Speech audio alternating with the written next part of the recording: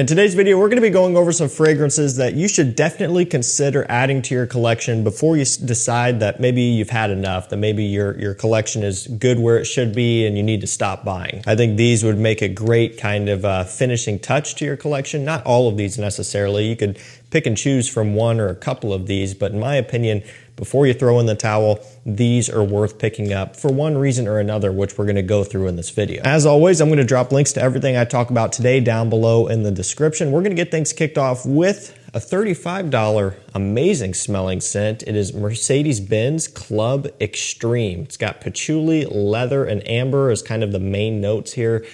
I love this one, and if you like patchouli, this is a must-have. Why is that? Well, because it's a very forward patchouli-based mature smelling scent. It's only $35, and it's kind of usually a rare one. This one has been discontinued for some time, but it has been in stock recently, which is why I would say if you have any sort of interest in grabbing this one, I would probably do so sooner rather than later. This and Club Black are two phenomenal smelling fragrances for the price. And actually, this one is somehow more affordable than Club Black right now, even though the availability on Club Black is genuinely a little bit higher because it's available at more places. This one's a little bit more exclusive right now, but again, this is one that if you like something that's woody, that's strong, that's masculine smelling, and goes against the grain, this is going to be for you. And in fact, it's kind of the opposite of Club Black, where that one is very sweet, vanilla-based, vanilla and benzoin, just not really what you would normally expect out of a masculine-smelling scent because of how vanillic and sweet it is. This one is, again, the complete opposite. And it's kind of funny that they're within the same line, roughly around the same price, and they're essentially polar opposites. But that kind of gives you the ability to pick and choose, right? Some people are going to like the idea of Club Black. Others are going to like this one. It just depends on what you're after. Personally, I like both. There are times where Club Black is well suited, maybe more so for like a cozy scent in the wintertime. But then there are times where you might want something a little bit more forward, a little bit more direct, maybe a little bit more of a statement maker. That's Club Extreme. This one is really, really good. And if it was, $70, $80, it would still be a great smelling scent. But it's the fact that it's at a cheapy price and you're getting such a good quality scent, such a unique smelling scent, and such a good performing scent for a cheapy price. That's pretty amazing. Moving up next, we have Tumi 19 Degree. Man, this one has quickly become one of my favorites. It's a pure parfum concentration. The retail is something crazy like $170 or something like that, $170 US, which is, that's out there a ways, right? At least it's 100 ml, but still, that's a lot of money. Discounters, you're looking at about $58 for this one right now. It has dropped a lot, and it's good to see. And honestly, I wasn't expecting it to drop down to that low of a price. Now, the other Tumi fragrances like Continuum and Awaken and Unwind and stuff, those are around that price, right? But those are EDPs, right? This one being a parfum, I always assumed it was going to still be somewhere around $70, $80, but again, $58, that's a phenomenal deal. This one has raspberry, leather, suede, and birch is kind of the main notes here. So it gets this nice fruity, leathery, masculine smell combination, of course, with a little bit of suede mixed in, and then a nice woody, slightly smoky birch accord.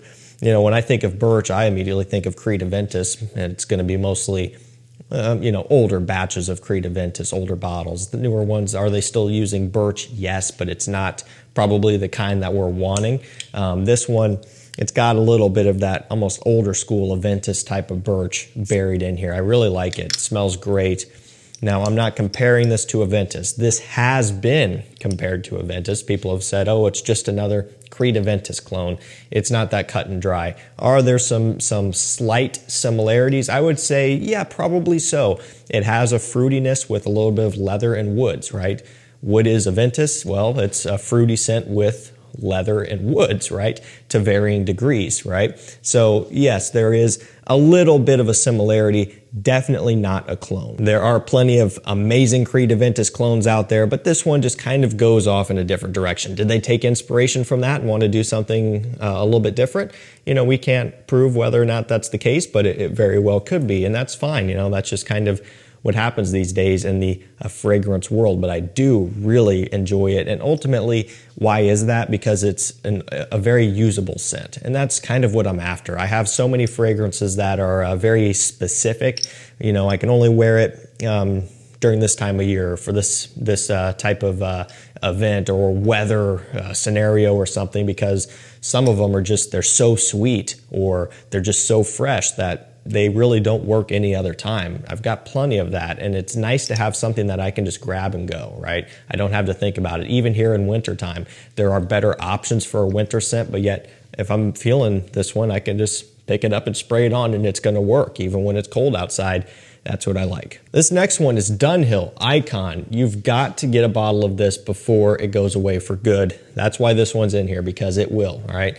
The entire Dunhill lineup has been discontinued. They no longer hold the license to use the Dunhill name, is the best of what I've understood about this. There's an article on it you can read. So Dunhill fragrances, they're not making them anymore. Whatever's out there you could still get, but then that's gonna be it. And so Dunhill Icon is kind of the main one that has seen the price increase and also just the lack of availability. To me, it's by far the best one. It's probably the most popular one out of the Dunhill Icon lineup, which is why it started to go so quick. It's got neroli, bergamot, and petitgrain. It smells amazing. You've heard it described as this grape soda type of smell for years, and yes, that does hold true. It does have this fizzy, bubbly, bright grape soda smell when you spray it on. As it starts to dry down, you start to get some more of the florals and musk and the woods, and a little bit of a black pepper spice in here too. There's actually a pretty big note breakdown on this one you can go in and do some more research on to get a better idea, but that's kind of the gist of it. Bright, bubbly, and fresh off the top, a little bit more musky, floral, and woody as it dries down. But ultimately, it has this classy and elegant smell, which you wouldn't expect out of something that's getting compared to grape soda, but trust me, it all makes sense, and you'll know what everybody's talking about when you smell this if you haven't yet. But I do recommend it. This is kind of a legend in the fragrance community, honestly, because it's always been an affordable scent that has provided so much value. It's a little bit more expensive now, but still provides a ton of value, and is just an awesome one to have around. Definitely made a big impact in the fragrance community, and it sucks that it's going away. This next one is Prada L'Homme Intense. Man, you've heard about this one all the time. There was a point where we were feeling as though this was discontinued, but I don't think that's the case, because there's no problem getting this one, and it's at a normal price everywhere. Usually going to be like testers, 100 ml testers for $85, and then I think full presentation for $90, $95. I could be off a little bit on that, but it is going to be somewhere around in there. You shouldn't be paying over $100 for this one right now. So this basically has that signature Prada L'Homme Iris, although a little bit of a sweeter variant.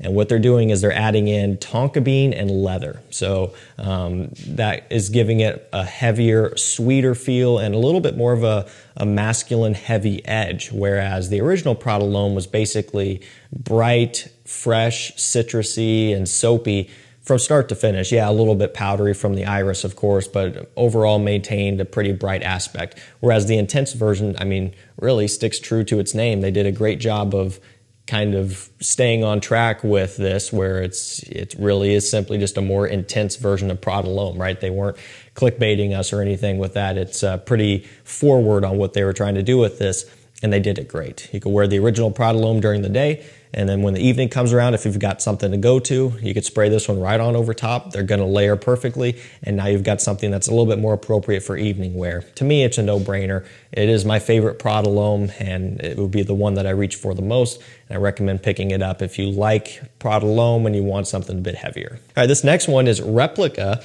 By The Fireplace, and I'll tell you, this bottle's been sitting for a while, and I don't remember it being that dark. I mean, look at the color of that stuff, man. That is really, really dark. I don't think it's always been that way. Kind of interesting. So it must have, after having air in the bottle for years and years, it must have darkened up that coloration a little bit, because I mean, even when you look at pictures online, it's significantly lighter. And I know for a fact it wasn't that dark when I got it. This one has chestnut, vanilla, and Peru balsam. Beautiful smelling gourmand, and also another scent that's true to its name. It really does smell like you're sitting by the fireplace. A lit fireplace, of course, we should specify. They don't specify, well, maybe they do. They say burning wood and chestnut.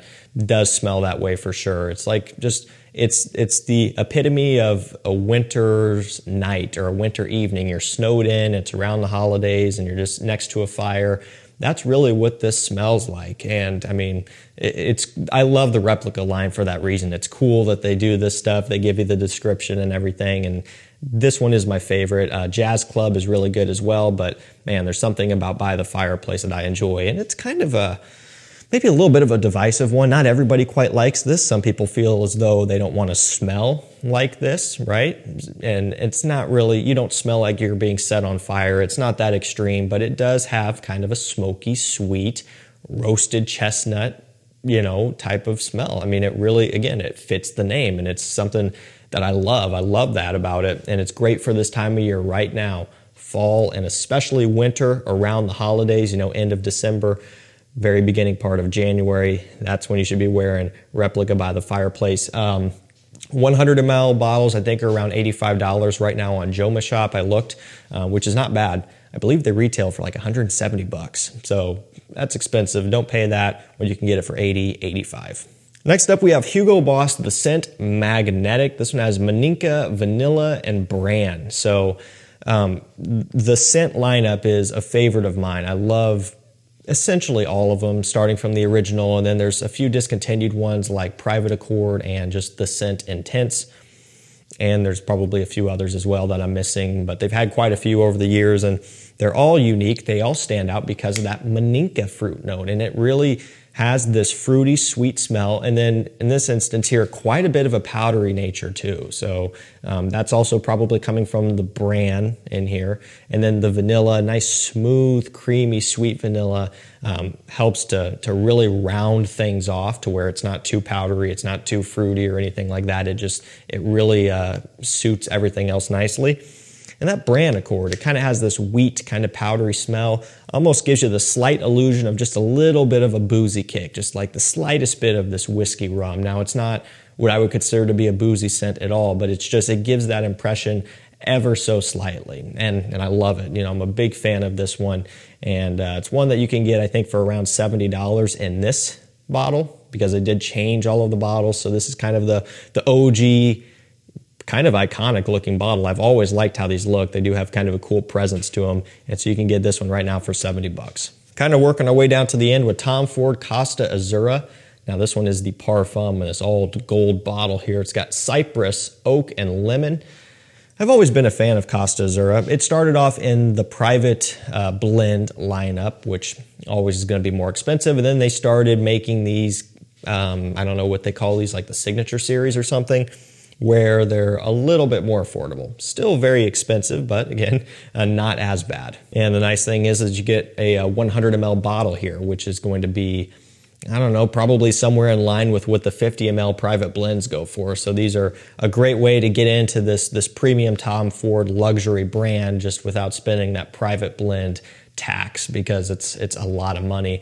And Costa Azzurra, it kind of has this a little bit aromatic, slightly tropical smell. Now, not in a way of like, pina colada, pineapple, like Jean Paul Gaultier Les Beaux type of tropical smell, but more in a mature way, like a refined, luxurious vacation type of way. That's Costa Azzurra. It's like you're on an island staying at like a very expensive resort or something right there on the water. Just has a premium smell to it. And last up for this video, we have Hugo Boss Bottled Beyond. I really, really like this. It's grown on me a lot. And, coming out of Boss Bottled Elixir and Boss Bottled Absolute, they really had it cut out for them. And it's hard to compete with those. It is. I mean, unless you create another spin-off of Absolute, because that's what Absolute is compared up against Elixir, and you just keep that going, then of course, oh yeah, no, this one's good too.